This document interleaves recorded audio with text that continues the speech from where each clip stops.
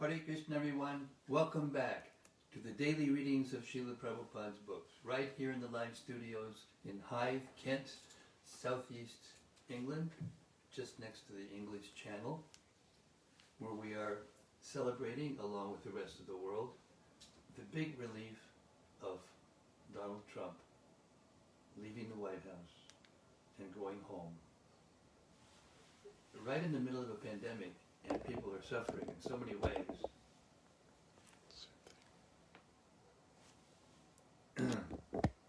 But they're feeling a sigh of relief from 4 years of Donald Trump. So we're going to celebrate right now by hearing the Sri Caitanya-caritämrta. Srila Bhaktisiddhanta Saraswati Thakur's poetic glorification of the Sri Caitanya-caritämrta goes like this. He said, in due course, Mahapralaya, devastating floods, will inundate the entire universe. If you attempt to survive by swimming in that deluge, then do not neglect to take hold of Bhagavad Gita, Srimad Bhagavatam, and Sri Caitanya-caritämrta. Or, if you cannot hold all three, then release Bhagavad Gita. If necessary, you may also relinquish Srimad Bhagavatam. For if this one book remains, then you flood.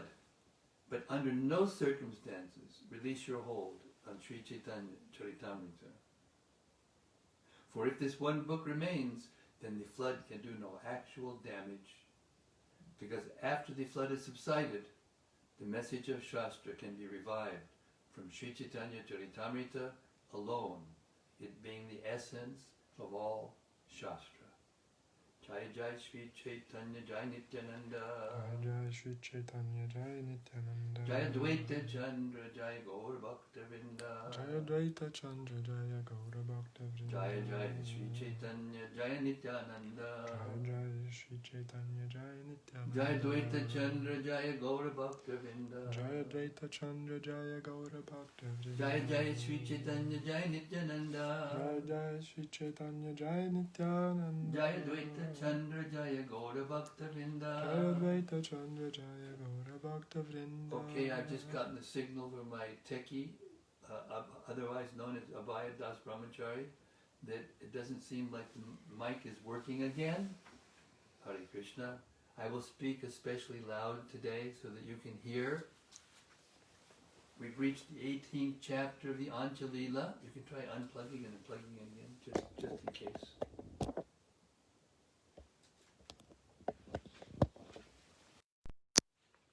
Rescuing the Lord from the sea. A summary of the 18th chapter is given by Srila Bhaktivinoda Thakur in his Amrita Pravaha Bhashya. On an autumn evening, when the moon was full, Sri Chaitanya Mahaprabhu walked along the seashore near the Aitota temple. Mistaking the sea for the Yamuna River, he jumped into it, hoping to see the water pastimes Krishna enjoyed with Srimati Radharani and the other gopis. He floated in the sea, however. As he floated in the sea, however, he was washed away to the Karnaka temple, where a fisherman, thinking that the Lord's body was a big fish, caught him in his net and brought him ashore. Sri Chaitanya Mahaprabhu was unconscious, and his body had become unusually transformed. As soon as the fisherman touched the Lord's body, the fisherman became mad in ecstatic love of Krishna. His own madness frightened him, however, because he thought that he was being haunted by a ghost. As he was about to seek a ghost charmer, he met Swarup Damodar Goswami and the other devotees on the beach, who had been looking everywhere for the Lord. After some inquiries, Swarup Damodar could understand that the fisherman had caught Lord Sri Chaitanya Mahaprabhu in his net.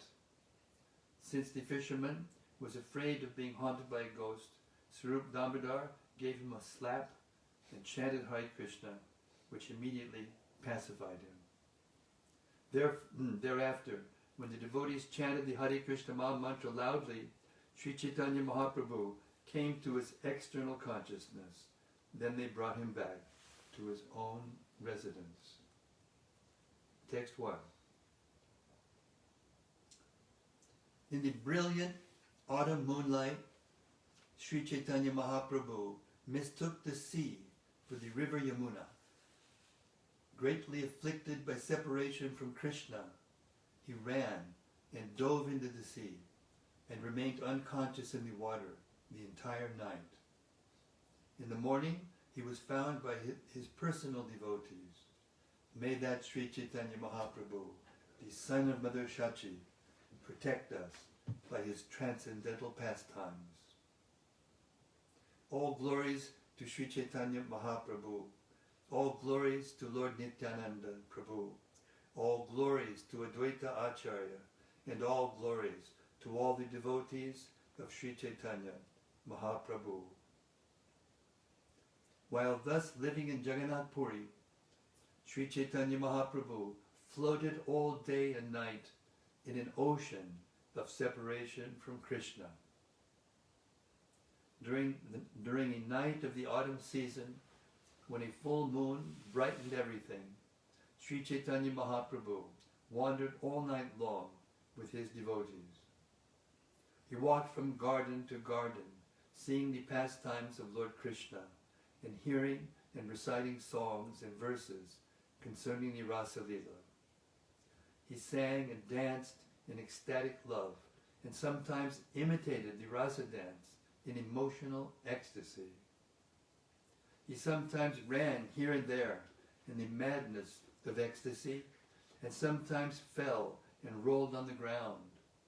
Sometimes he became completely unconscious.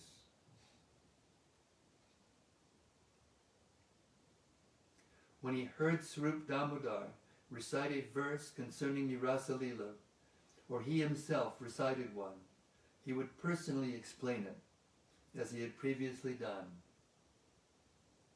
In this way, he explained the meaning of all the verses concerning the Rasa-līlā. Sometimes he would be very sad, and sometimes very happy. To explain fully all those verses and all the transformations that took place in the Lord's body would require a very large volume.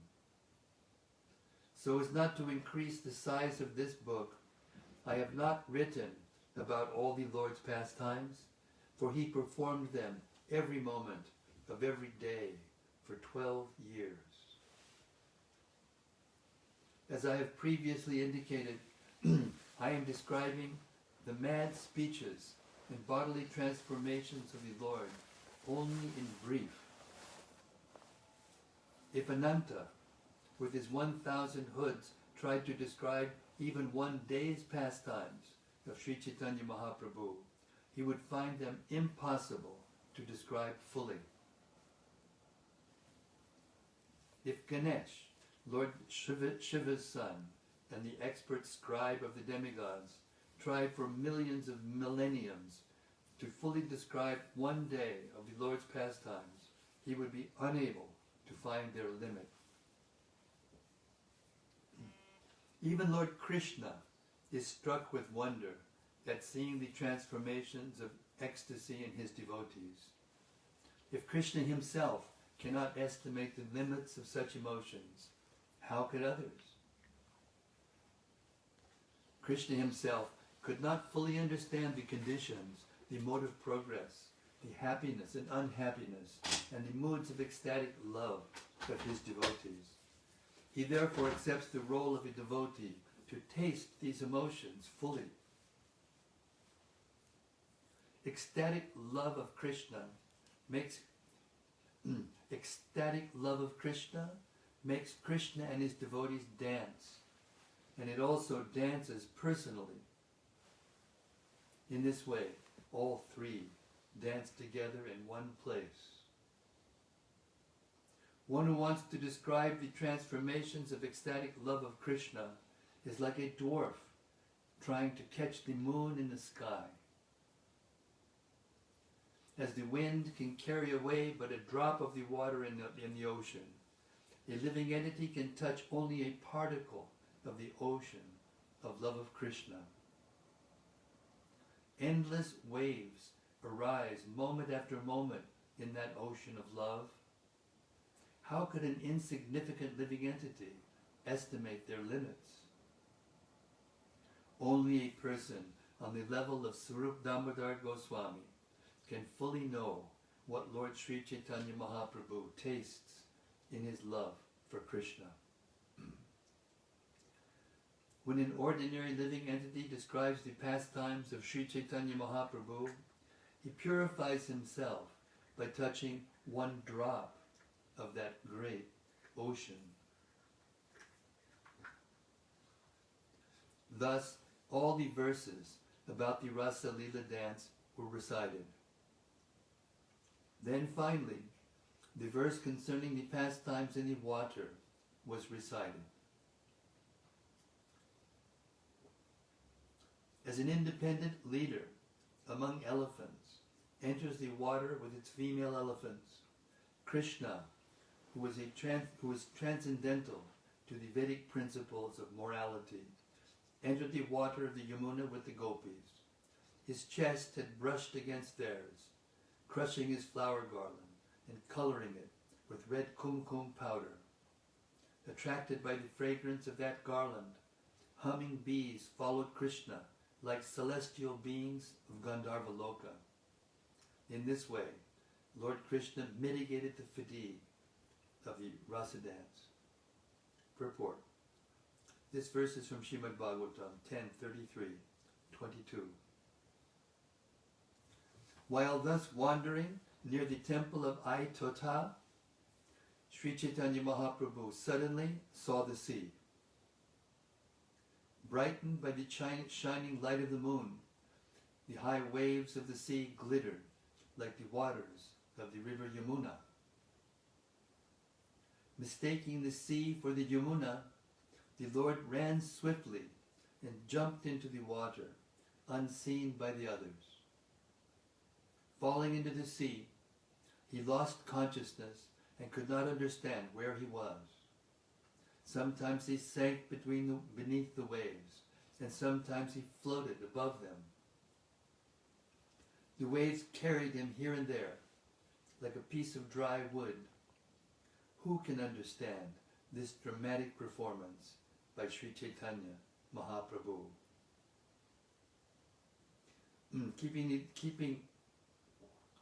Keeping the Lord's sometimes submerged and sometimes afloat, the waves carried him toward the Konarka temple. Purport.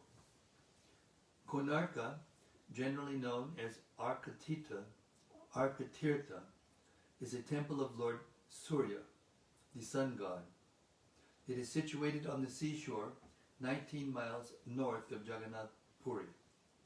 It was constructed of black stone in the beginning of the 13th century of the Shaka era, and it shows expert craftsmanship and architecture. Sri Chaitanya Mahaprabhu fully merged in the pastimes Lord Krishna performed with the gopis in the water of Yamuna. Meanwhile, all the devotees, headed by Swarup Damodar, lost sight of Sri Chaitanya Mahaprabhu. Astonished, they began searching for him, asking, "Where has the Lord gone?" Sri Chaitanya Mahaprabhu had run off at the speed of the mind. No one could see him. Thus, everyone was puzzled as to his whereabouts. Has the Lord gone to the temple of Jagannath, or has he fallen down in madness in some garden? Perhaps he went to the Gundicha temple, or to Lake Narendra, or to the Chataka Parvata. Maybe he went to the temple at Konarka. Talking like this, the devotees wandered here and there, looking for the Lord. Finally, they came to the shore, accompanied by many devotees. While they were searching for the Lord, the night ended, and thus they all decided, Lord Sri Chaitanya Mahaprabhu has now disappeared. In separation from the Lord, Everyone felt as though they had lost his very life. The devotees concluded that there must have been some mishap. They could not think of anything else. A relative or intimate friend is always fearful of some injury to his beloved. This is a quotation from the Abhigyana Shakuntala Nataka 41. When they arrived at the seashore, they conferred among themselves. Then some of them sought out Sri Chaitanya Mahaprabhu at Caitanya-caritämrta. Swarup Damodar proceeded east with others, looking for the Lord on the beach or in the water. Everyone was overwhelmed with moroseness and almost unconscious, but out of ecstatic love, they continued to wander here and there, searching for the Lord. Passing along the beach, they saw a fisherman approaching with his net over his shoulder. Laughing, crying, dancing and singing, he kept repeating the holy name, Hari, Hari. Seeing the activities of the fisherman, everyone was astonished. Swarup Damodar Goswami therefore asked him for information. My dear fisherman, he said, why are you behaving like this? Have you seen someone hereabouts? What is the cause of your behavior? Please tell us. The fisherman replied, I have not seen a single person here, but while casting my net in the water, I captured a dead body. I lifted it with great care, thinking it a big fish, but as soon as I saw that it was a corpse, great fear arose in my mind. As I tried to release the net,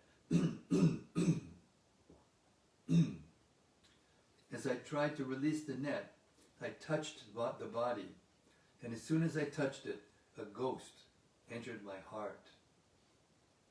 I shivered in fear and shed tears. My voice faltered, and all the hairs on my body stood up. I do not know whether the corpse I found was the ghost of a dead Brahmana or of an ordinary man, but as soon as one looks upon it, the ghost enters one's body. The body of this ghost is very long, 5 to 10 cubits. Each of its arms and legs is as much as 3 cubits long. Its joints are all separated beneath the skin, which is completely slack. No one could see it and remain alive in his body. That ghost has taken the form of a corpse, but he keeps his eyes open. Sometimes he utters the sounds, gone, gone, and sometimes he remains unconscious. I have seen that ghost directly, and he is haunting me. But if I die, who will take care of my wife and children? The ghost is certainly very difficult to talk about, but I am going to find an exorcist and ask him if he can release me from it. Text 57.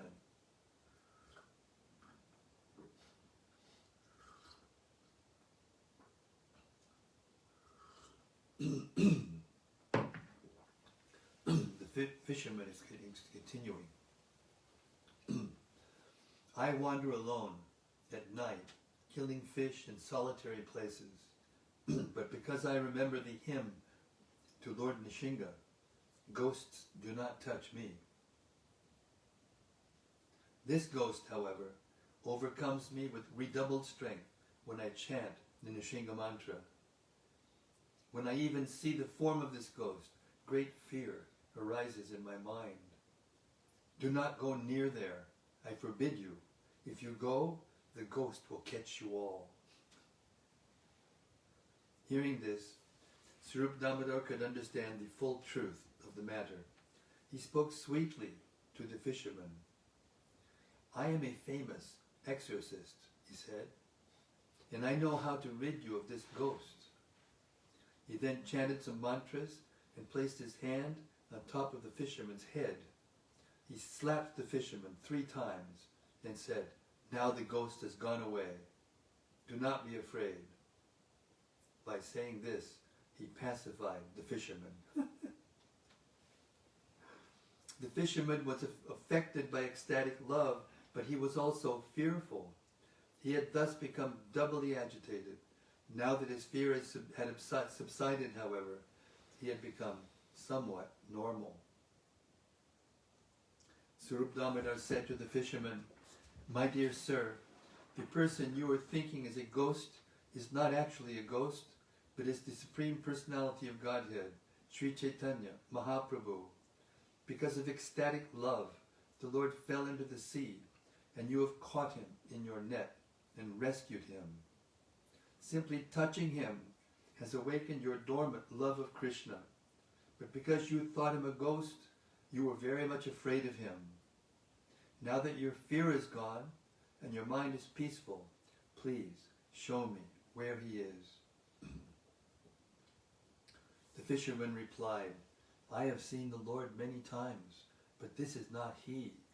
This body is very much deformed." Swarup Damodar said, "The Lord's body becomes transformed in his love for God. Sometimes the joints of his bones separate and his body becomes very much elongated." Hearing this, the fisherman became very happy. He brought all the devotees with him and showed them Sri Chaitanya Mahaprabhu. The Lord was lying on the ground, his body elongated and bleached white by the water. He was covered from head to foot with sand. The Lord's body was stretched, and his skin was slack and hanging loose. To lift him and take him the long distance home would have been impossible. The devotees removed his wet undergarment and replaced it with a dry one. Then, laying the Lord on an outer cloth, they cleansed the sand from his body. They all performed Sankirtan, loudly chanting the holy name of Krishna into the Lord's ear. After some time, the sound of the holy name entered the ear of the Lord, who immediately got up, making a great noise. As soon as he got up, his bones assumed their proper places. With half external consciousness, the Lord looked here and there. The Lord remained in one of 3 different states of consciousness at all times: internal, external, and half external. When the Lord was deeply absorbed in internal consciousness,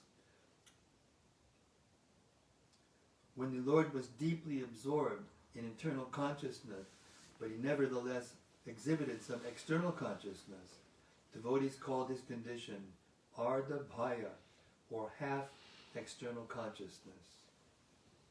In this half external consciousness, Sri Chaitanya Mahaprabhu talked like a madman.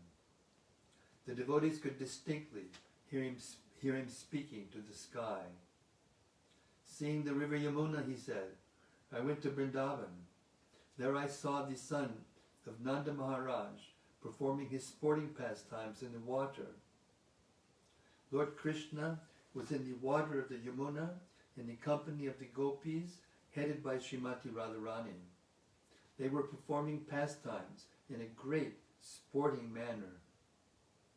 I saw this pastime as I stood on the bank of the Yamuna in the company of the gopis.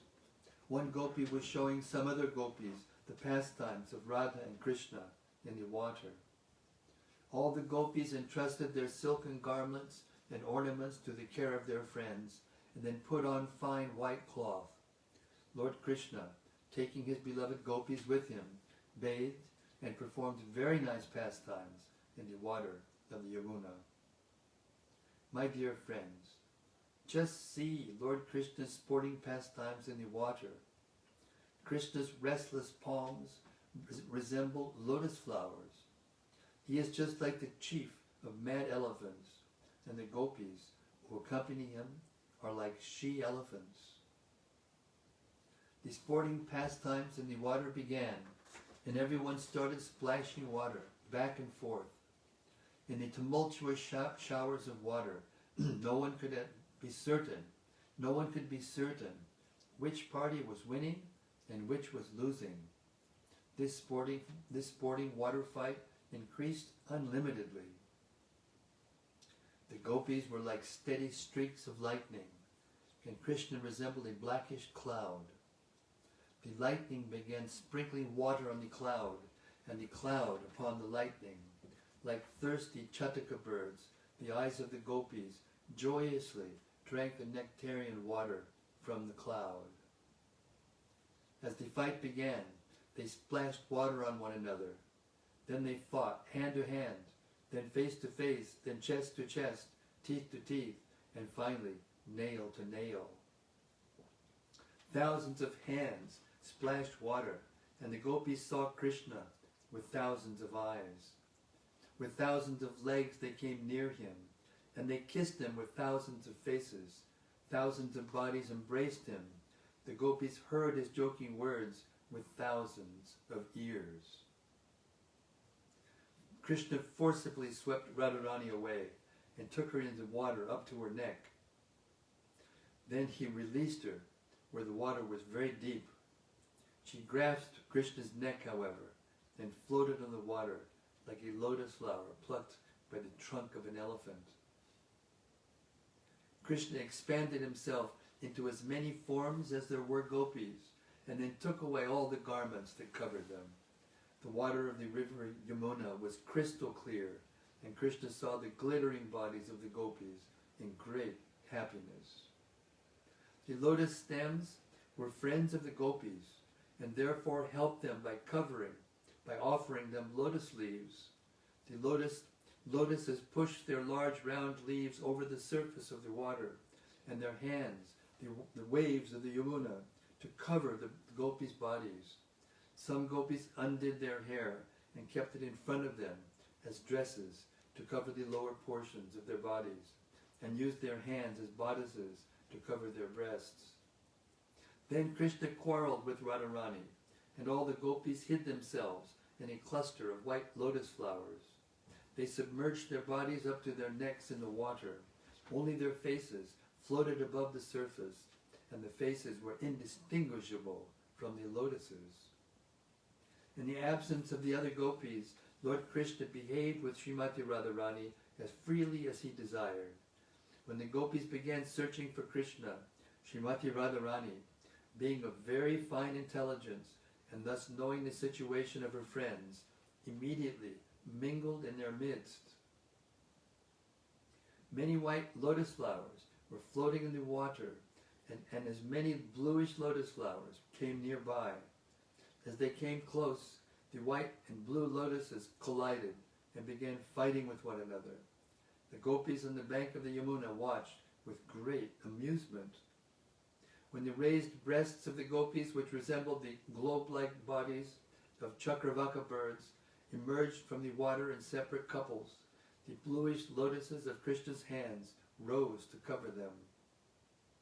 The hands of the gopis, which resembled red lotus flowers, arose from the water in pairs to obstruct the bluish flowers. The blue lotuses tried to plunder the white Chakravaka birds, and the red lotuses tried to protect them. Thus there was a fight between the two. Blue and red lotus flowers are unconscious objects, whereas Chakravakas are conscious and alive. Nevertheless, in ecstatic love, the blue lotuses began to taste the Chakravakas.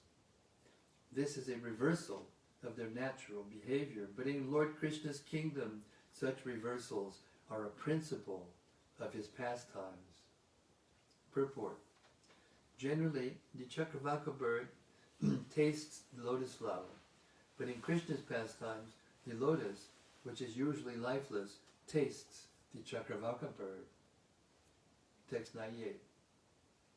The blue lotuses are friends of the sun god, and although they all live together, the blue lotuses plunder the Chakravakas. The red lotuses, however, blossom at night, and are therefore strangers or enemies to the Chakravakas. Yet in Krishna's pastimes, the red lotuses, which are the hands of the gopis, protect their Chakravaka breasts. this is a metaphor of contradiction.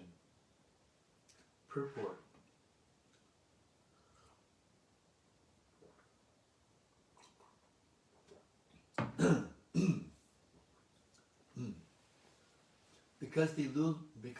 Purport. Because the blue lotus flower blossoms with the rising of the sun is the friend of the blue lotus. The Chakravaka birds also appear when the sun arises, and therefore the Chakravakas and blue lotuses meet. Although the blue lotus is a friend of the sun, in Krishna's pastimes, it nevertheless plunders their mutual friend, the Chakravaka. Normally, Chakravakas move about, whereas lotuses stand still. But herein, Krishna's hands, which are compared to blue lotuses, attacked the breasts of the gopis, which are compared to Chakravakas. This is called a reverse analogy. At night, the red lotus blossoms, whereas in sunlight it closes. Therefore the red lotus is an enemy of the sun and is unknown to the sun's friend, the Chakravaka. The gopis' breasts, however, were compared to Chakravakas and their hands to red lotuses, protecting them. This is a wonderful instance of reverse analogy. Text 99. Sri Chaitanya Mahaprabhu continued. In his pastimes, Krishna displayed the two ornaments of hyperbole and reverse analogy. Tasting them brought gladness to my mind and fully satisfied my ears and eyes. After performing such wonderful pastimes, Lord Sri Krishna went up on the shore, on the Yamuna river, taking with him all his beloved gopis. Then the gopis on the riverbank rendered service by massaging Krishna and the other gopis with scented oil. Then the gopis on the riverbank rendered service by massaging Krishna and the other gopis with scented oil and smearing paste of amalaki fruit on their bodies. Then they all bathed again, and after putting on dry clothing, they went to a small jeweled house where the gopi vrinda arranged to dress them in forest clothing by decorating them with fragrant flowers, green leaves, and all kinds of other ornaments. In Vrindavan, the trees and creepers are wonderful because throughout the entire year they produce all kinds of fruits and flowers. The gopis and maidservants in the bowers of Vrindavan picked these fruits and flowers and brought them before Radha and Krishna. The gopis peeled all the fruits and placed them together on large plates on a platform on the jeweled cottage. They arranged the fruit in orderly rows for eating, and in front of it they made a place to sit. Among the fruits were many varieties of coconuts, mangoes, bananas, berries, jackfruits, dates, tangerines, oranges, blackberries, santaras, grapes, almonds, and all kinds of dried fruit. There were cantaloupes, chirikas, palm fruits, keshuras, water fruits, lotus fruits, bell, pilus, pomegranates, and many others. Some of them are variously known in different places, but in Vrindavan, all of them are always available in so many thousands of varieties that no one can fully describe them. At home, Srimati Radharani had made various types of sweetmeats from milk and sugar, such as Gangajal, Amrit Keli, Piyusha Granti, Karpura Keli, Sarapuri, Amriti, Padmachini, and Kanda, Charishara, Briksha. They had all brought them. They had then brought them all for Lord Krishna.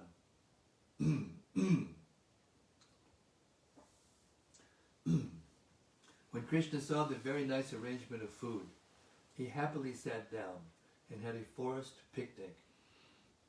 Then, After Srimati Radharani and her gopi friends partook of the remnants, Radha and Krishna lay down together in the jeweled house. Some of the gopis fanned Radha and Krishna, others massaged their feet, and some fed them betel leaves to chew. When Radha and Krishna fell asleep, all the gopis also lay down.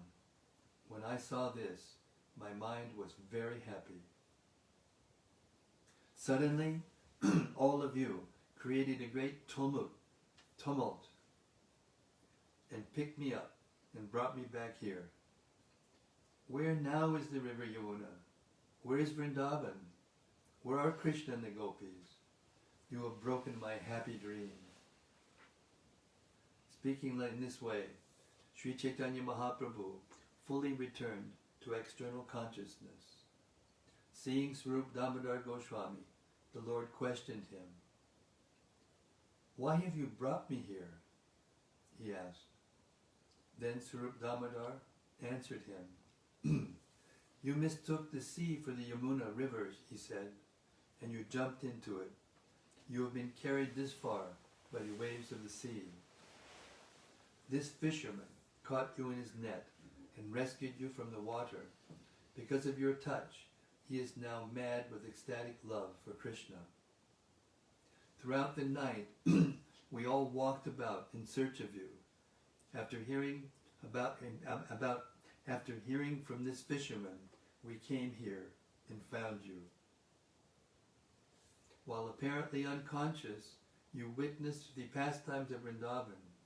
But when we saw you unconscious, we suffered great agony in our minds.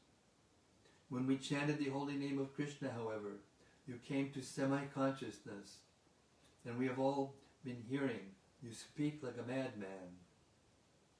Sri Chaitanya Mahaprabhu said, in my dream, I went to Vrindavan, where I saw Lord Krishna perform the rasa dance with all the gopis. After sporting in the water, Krishna enjoyed a picnic. I can understand that after seeing this, I must certainly have talked like a madman. Thereafter, Swarup Damodar Goswami had Lord Sri Chaitanya Mahaprabhu bathe in the sea, and then very happily brought him back home. Thus I have described the incident of Lord Sri Chaitanya Mahaprabhu's falling into the ocean. Anyone who listens to this pastime will certainly attain shelter at the lotus feet of Sri Chaitanya Mahaprabhu. Haribo, Haribo. Sri Rupa Raghunatha Pariyara Aj, Caitanya-caritämrta, Kahe, Krishna Das. Praying at the lotus feet of Sri Rupa and Sri Raghunath, always desiring their mercy, I, Krishna Das, narrate Sri Caitanya-caritämrta, following in their footsteps. Thus end the Bhaktivedanta purports to Sri Caitanya-caritämrta, Antya-līlā, 18th chapter, describing Lord Sri Chaitanya Mahaprabhu's falling into the sea. Sri Chaitanya Mahaprabhu's ecstatic symptoms, ki jai. The fisherman of Orissa, ki jai. Sri Chaitanya Mahaprabhu's eternal pastimes, ki jai. The pastimes of Lord Krishna in Vrindavan, ki jai. The transcendental water pastimes of Krishna with the gopis, ki jai. Gaur Premanandi, Haribo, Haribo, Haribo. Hare Krishna.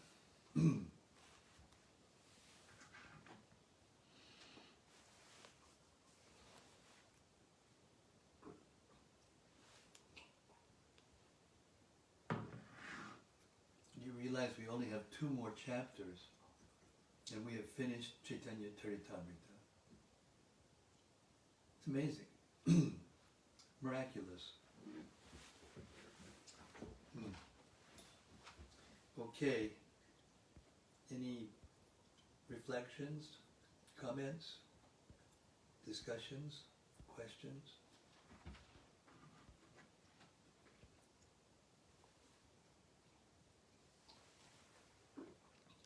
There's a question from Braj Balaba. Haribol, Braj, you're first off the gate, out of the gates. I kind of expected you to have some question on this one.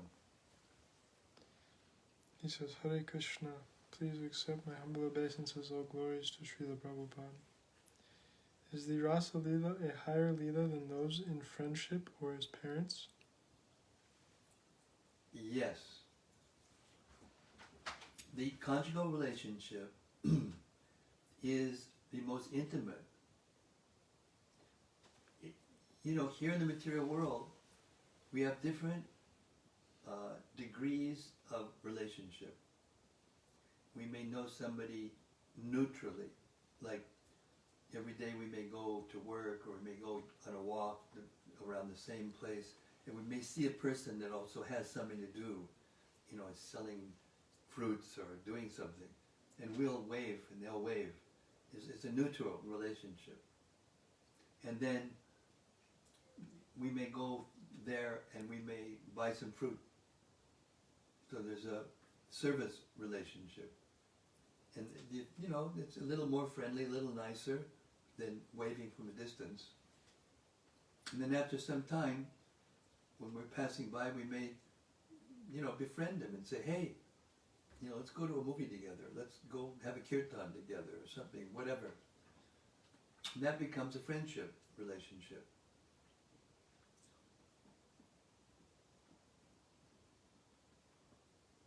So like that, the parental relationship is even more intimate. There's a feeling of possessiveness over children that parents have. Attachment is very strong. And then the conjugal love, either married or unmarried, is the strongest. And of the two, the unmarried is the strongest in terms of intimacy and in terms of anticipation. So these are, in the material world, these are perverted reflections of the original relationships with Krishna in the spiritual world. And by reflections, I mean that they are like your image in the mirror or the movie screen showing a movie. Just by showing lights on the screen, you see all these things happening. So in the material world, they're perverted reflections. So, what's the highest in the spiritual world is the lowest in terms of degradation in the material world. But in the spiritual world, just like if you lose, if you're walking by and that person is not there one day, you may feel some separation, but not very much. He's just a person you wave to every day. It's no big deal, But if you're buying fruit every day and you've developed a little relationship and service, the feeling of separation when he's not there may be a little bit more intense. And if you've developed a friendship with him, it may be a little more intense. And if somehow or other there's, a conjugal, not a parental relationship feelings, it would be even more intense. So each one of these relationships has more qualities than the other. The basic rasa, or the basic quality, is dasya, or servitorship, servant. All the devotees in the spiritual world consider themselves servants of Krishna, no matter what their rasa. But because the relationship with the conjugal rasa is more free than the others, the conjugal relationship contains all the qualities of all the other rasas, but they have a degree of intimacy that none of the other rasas have. Therefore, it's considered to be the most confidential. But from another point of view, they are all completely spiritual. It's not that the cowherd boys are plotting how they can become gopis because they see that they're more this or they're more that with Krishna. They're completely satisfied with their relationship with Krishna. Everyone is in the spiritual world. Sometimes I hear, when I do a program or something, there's questions and answers. Sometimes I've been asked a few times, well, if the Gopi Bhav is the highest, then shouldn't we all aspire for that? Then I asked them the question back. Okay, let's assume that everyone, the goal is for everyone to become a gopi. So then now you picture in your mind the spiritual world that's just Krishna and gopis. No forest animals, no forest trees, no river Yamuna, no cowherd boys, no parental figures, just Krishna and the gopis. Would Krishna be satisfied with that? Can you imagine Radha and Krishna being satisfied with that? It's not possible. All the other personalities and all the other relationships, they make a symphony of ecstasy. And because the Adi Rasa is the original rasa between Radha and Krishna, all the other residents of Braj, they taste the reflection of that ecstasy, even while they're in their own relationships. Therefore, Braja, Vrindavan Dham, is unique, because the varieties of relationships and activities and everything is unlimited, more so than any other place. Even Vaikuntha, even Mathura, even Dwarka. Hare Krishna.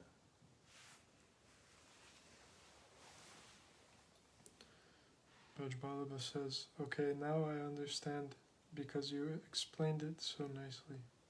Hare Krishna. In sadhana bhakti, we should just focus on our natural exchanges and not worry so much about our rasa and try to understand Krishna's unique loving exchanges. Yes.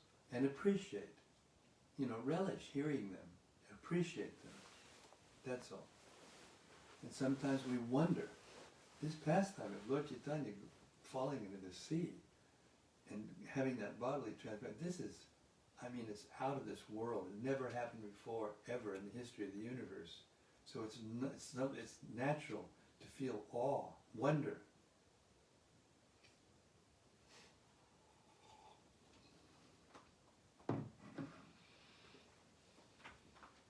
Just see how merciful Lord Chaitanya was.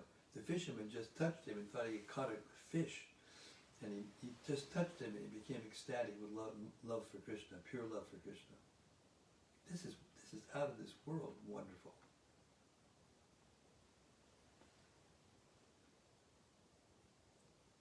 Hare Krishna. Next is a comment from Gopakanya. Hare Krishna Gopakanya Devidasi.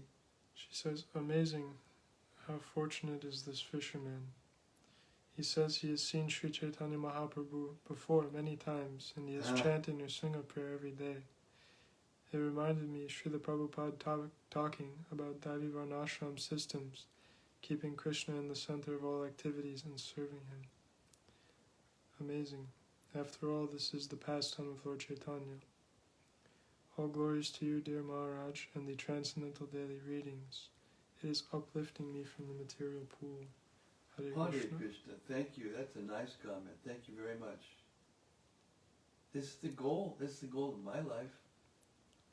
Is to help everyone become happy by hearing the pastimes of the Lord and the deep transcendental philosophy that goes with it, spiritual science of devotional service. Satisfies everything, satisfies everyone. Hare Krishna.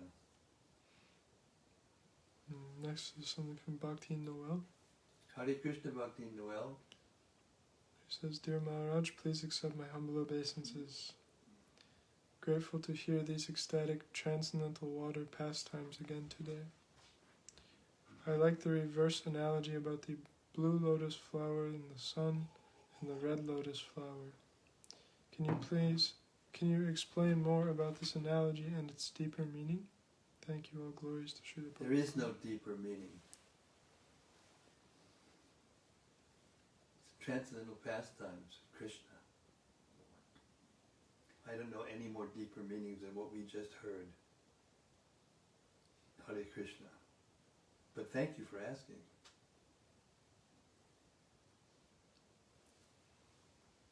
Next is something from Bhakta Ben. Hare Krishna, Bhakta Ben. He says, Hare Krishna Maharaj. I really love the descriptions of usually inanimate things being animate in the spiritual world. Reminds me of the milk pot boiling over out of envy in the Antya-līlā. The spiritual world sounds so dynamic and alive as opposed to the material world, where the majority of things are like inanimate props. Before coming to Krishna consciousness, I always had a feeling like I was living in a movie set. Hearing descriptions of the spiritual world sort of confirms that intuition. Exactly. And these cartoonists and poets and, creative people, they make these cartoons where these things happen.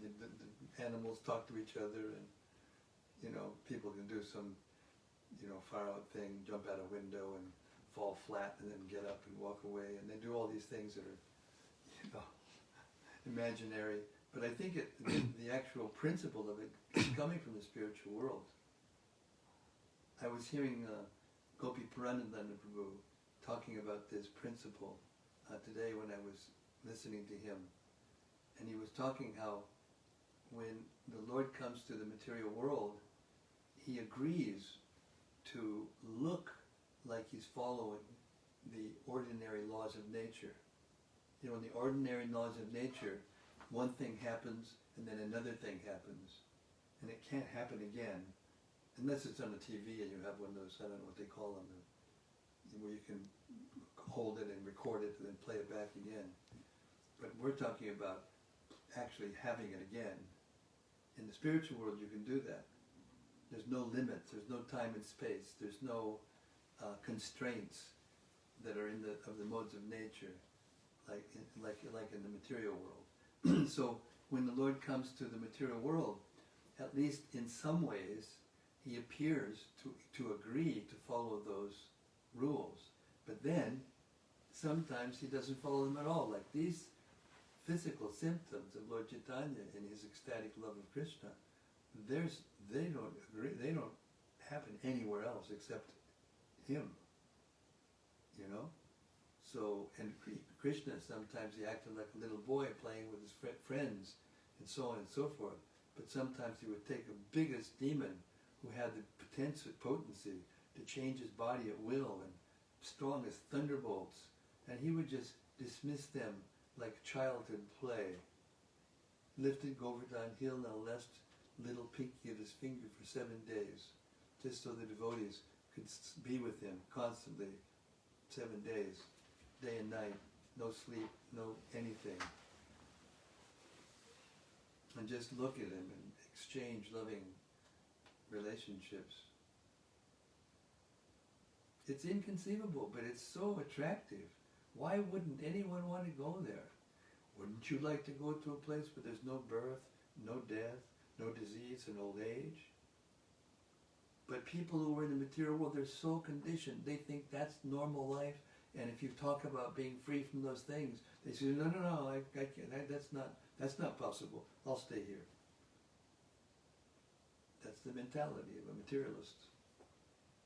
So these pastimes and these books teach us, these transcendental literatures give us a glimpse into the spiritual world and help us to aspire after something beyond this gross, place where everybody's actually suffering and they're trying to pretend like they're enjoying.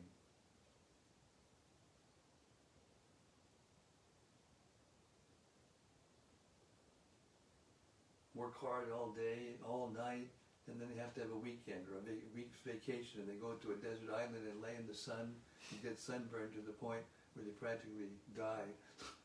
And they're thinking they're having a good time. We should always remember and have a very healthy fear of Maya. Healthy fear of Maya means we don't want to go back to the material world again. We want to stay Krishna conscious so that we can remember Krishna at the time of death and then go back home, back to Godhead. to be able to play with the gopis like these pastimes are describing. Hare Krishna. Ben says, I would really like to go there. Yes. Now increase that attachment to the point where if you're not going to be able to see it for the next minute, then you'll go there. Hare Krishna. Bhakti Noel says, got it, thank you. These pastimes are beyond anything that we can imagine, and that is the goal and deeper meaning, I guess. Exactly. Listen and wonder is our job. Exactly. And Rati Manjari says, me too, Guru Maharaj, please save me a ticket. Just by hearing them, try to understand. If you actually accept these books for what they are, and accept the benediction of Krishnadas Kaviraj Goswami, you will know that just by hearing what we just heard, you are guaranteed to develop a loving relationship with Lord Sri Chaitanya Mahaprabhu. It doesn't say when, but just by hearing this, your life is a success. Hare Krishna. So if we don't try to give these things to others, then we are ingrates. Hare Krishna. Next is something from Vrajaloka Devi Dasi. Yes, Brajaloka. She says, Hare Krishna, dear Guru Maharaj. Please accept my humble obeisances. All glories to Srila Prabhupada. All glories to your daily readings. I really liked today the idea from the first verse that Sri Chaitanya Mahaprabhu can protect us by his transcendental pastimes, and another one from the 23rd verse that is, an ordinary living entity can purify himself by touching one drop of that great ocean of Chaitanya Mahaprabhu's pastimes. Thank you very much for purifying us day to day by connecting us with these amazing pastimes of Lord Chaitanya's. Yes, this is Lord Chaitanya's causeless mercy. That he appears and he performs these pastimes and gives us through his devotees, through his eternally liberated associates, these literatures which allow us to remember them again and again. And they are so potent that just hearing them is non-different than being there. But we can't always realize that, but that's the fact. That's the fact. So all these thoughts are meant to take us to the place where we will feel separation from Krishna's pastimes and Chaitanya Mahaprabhu's pastimes while we're doing whatever we do during the day just to keep the body together that everybody has to do. Hare Krishna. Then we can live in the material world, as the Bhagavad Gita says, and we can taste nectar even in this world, as horrible as it may seem. Then there's only one thing left for us to do, and that's to try to get others to come and enjoy these things with us. That's the message of Lord Chaitanya Mahaprabhu. Because through him, we can hear these things. We can never imagine these things if it wasn't for Sri Chaitanya Mahaprabhu and his ever-loving associates like the Goswamis of Vrindavan and all the other acharyas. Srila Prabhupada is bringing these things. He had us, when they first came out to Caitanya-caritämrta, he had us passing these things out in airports and in parking lots and everywhere we went. Single volumes. It's inconceivable mercy.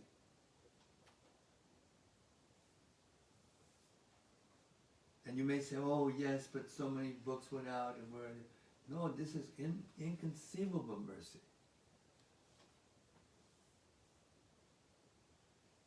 And it's polarizing the world. It's meant to do that.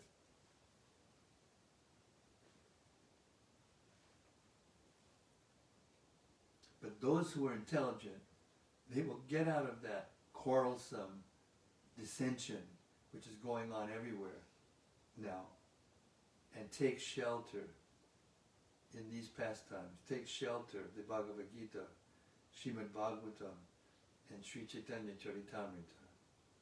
And if we don't, eventually we'll again, like we read before at the end of the Antya-līlā, we'll eat and sleep and just fall down and lose the chance for an eternal life of bliss and knowledge.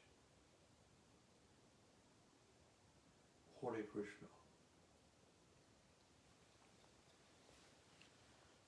Next is something from Dayal-nitai. Jai Dayal-nitai, Hare Krishna.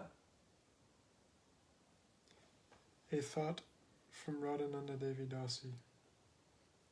Dear Srila Guru Maharaj, please accept my humble obeisances. Now, as the strength of the sound is lower due to the microphone working differently, we have to pay extra attention to listen more carefully. And that is wonderful as we pay better attention, which increases our intensity to taste the topics of these readings. Thank you. That's a very lovely thing to say. Thank you, Radhananda. You're tasting the mellows. Can you hear, can everyone hear our soft-spoken brahmachari over here? He speaks so softly, speaking right into the microphone like they're working. I had an idea though, you know. We should shut down the machine and turn it back on again next time. See if that works. That might work. Restart is a good way to solve problems sometimes. Okay, everyone, thank you very much for your lovely reflections and discussions, and this is the topmost. These last 3 chapters are the topmost things we can hear. So let us hear them together. I especially appreciated the comment of Radhananda. She's a real rasika. She said now that the sound is a little softer because the microphones aren't working, we listen more attentively. Now that is pure devotional service. Whenever there's a reversal, you take it as Krishna's mercy and go deeper. Sri Caitanya-caritämrta ki jai. Samaveta Bhakta Vrinda ki jai. Gaur Premanandi Hari Hari Bo. We'll see you tomorrow night, hopefully with the microphone working, but we don't know. We're at the mercy of the material energy. Hare Krishna.